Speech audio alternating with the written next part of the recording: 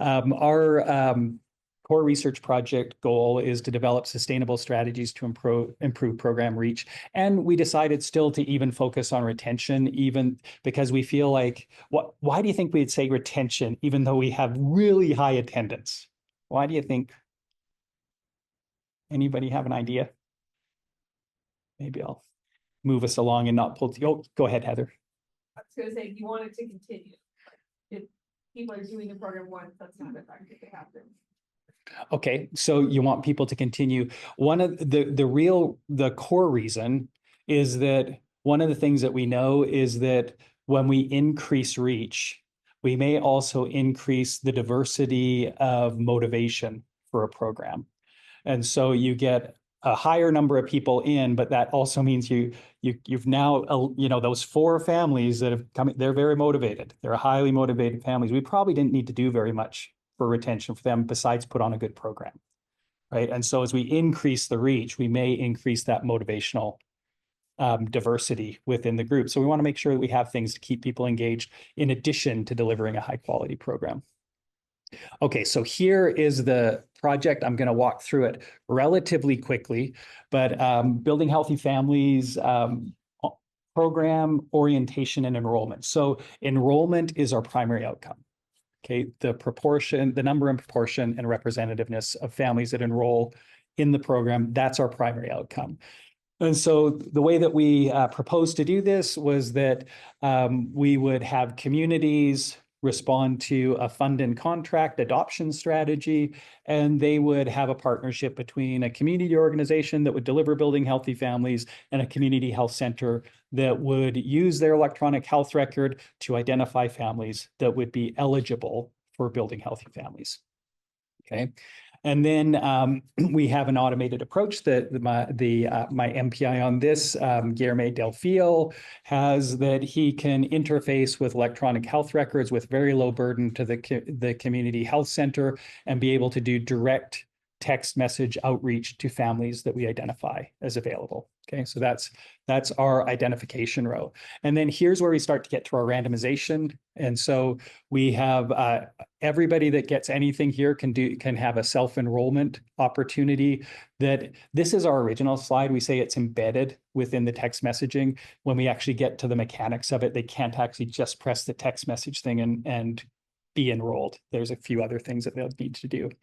And so the randomization is that we'll randomly assign families right from the get-go. So if anyone's wondering about consent on this type of thing, the way that we do this type of project is we send a mailer with information on the study, the program, that people can participate in the program even if they don't want to be in the study, but that if they want to opt out from getting text message invitations, they can opt out. And so then we wait for folks to respond to that. And then those that don't respond to opting out, we then start this process where they're randomly assigned to either getting a single text message with or without active follow-up from the community implementation team, or they get repeated opportunities for enrollment, so repeated text messages with or without community implementation team follow-up. And the repeated opportunities, we'd initially proposed, I don't know if Megan McKay was on this. Yeah, Megan's still on here too, but we initially proposed that we would do that 6 months, so one a month over 6 months. And then when we went and met with a few different community health centers, they're like, well, you're going to enroll someone 6 months and they're not going to be in a program till, like, they're going to forget about it. They're going to lose motivation. They're not going to want to be. And so I wish we would have even thought about that early on, but we didn't. And so now what we're doing is 3 months. So initiate 3 months, do it once a month over 3 months with or without. And then, as I said, there's enrollment, and it's a smart design. So once folks are enrolled, we then randomly assign them to our different recruitment strategy or our retention strategies. One, which is a pretty standardized approach, we'd send people reminders before every session. Just, hey, don't forget that we're going. And that's typically what our communities have done. Or they would get that weekly reminder with motivational content that aligned with the program themes of a given week and time. And then with that, we'd look at program attendance over 12 months for building healthy families. Okay. How am I doing? Oh, I think I'm still doing pretty good on time. All right, so now, Mike, I think I've given you all kind of the setup and stuff. Now we're going to get a little bit more into some strategy stuff. And one of the things that in the next session you guys are going to go through, the next workshop will all be on strategies. So I'm going to go a little bit light here, but one of the things that we wanted to really start to make people a little bit aware about is that within the field of dissemination implementation science, I think one of the things that I do very planfully is I always say dissemination and implementation science. A lot of people just say implementation science. And what happens then is you kind of lose part of our field and what we're trying to focus on. The other thing that we run into is also the labeling of strategies. People talk about implementation strategies for things that have a wide variety of different outcomes that they're trying to achieve. And so what we're really trying to push a little bit here is to label your strategy, not just by the ERIC label itself. I would still use those, but I would also say this is a reach strategy. This is an adoption strategy. This is an implementation dose strategy. This is an implementation adherence to protocol strategy. This is a maintenance strategy, so that you're very clear on what it is that the strategy is trying to achieve. And that's why we brought it in here, because really all of our strategies come from kind of the in-betweens of what's the priority outcome and the context that we're in. And we design the strategy to fit the context and to change an outcome, right? So I'll go through. And so here's a re-aim strategy that we would be a strategy for reach. We're defining that as a strategy focused on individual level dissemination of an evidence-based intervention intended to improve reach. So here is a little bit more detail. This is one of Guillerme's figures that we have that demonstrates a little bit more of the mechanics of the text message outreach. Our name of our approach is direct text message outreach, so very descriptive of what we're doing. And then we specify it as who's delivering it, technology in this case. And we have much more detail on that in the specification documents. And then we have the action, direct messaging to families with or without active follow-up. And then what we're trying to do is we're trying to improve family awareness of the programs and motivation to engage in the intervention, our mechanisms of action to improve reach, primary outcome. Okay, so that's one place here. And so, if you want, you can try Healthy Fam Sam. That is the fun name that our creative team, Alana, pulled out for us. It's very prototype still, but it's, go ahead and you can look at Healthy Fam Sam, but it walks people through the process to get them enrolled in the program. I'll pause there for just a moment in case anybody online is trying to capture that one. Oh my gosh. Megan, did you send that chat to everybody? They are not a terrible partner, just so they know. Okay. Okay, where am I at here? Moving along. Yeah, go ahead.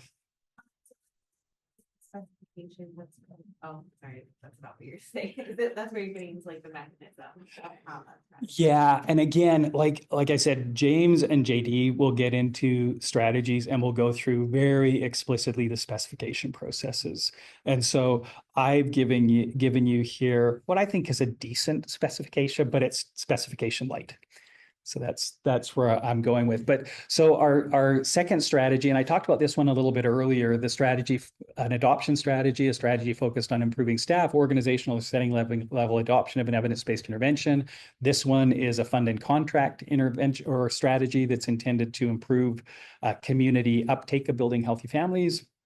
Specifications, we sent an RFA that was distributed by our community advisory board. This was when we did it in Kansas, or not Kansas, God, that was a long time ago that I worked in Kansas, but in Nebraska. We've also done that here as part of our PRC. It hasn't been as successful as it was previously, but we can talk a little bit more about it. But we distribute that broadly. Then the communities respond to the the call for applications, and we review that with the community advisory board and the investigators and the program development team. Then we create an MOU. That's the agreement for them to deliver the program. That's the action. So very quickly kind of walking through that. And then for this one, we're hoping that it will improve compatibility with community priorities by sending this out. So we get that community priority matching, which is the mechanism which would result in improved adoption and dissemination outcome. Okay, so there's another very quick description. So then our implementation strategy, this one is focused primarily on adherence to protocol for building healthy families. You can see this definition is a strategy that focused on improving implementation of the evidence-based intervention. This one's online training with knowledge checks. And so the things I've put up here are our training materials that we have on the Building Healthy Family online resources. In addition to the training materials, they have to do little quizzes to make sure that they have the understanding of the content that they're going to deliver. And more content is actually locked until they can pass those knowledge checks.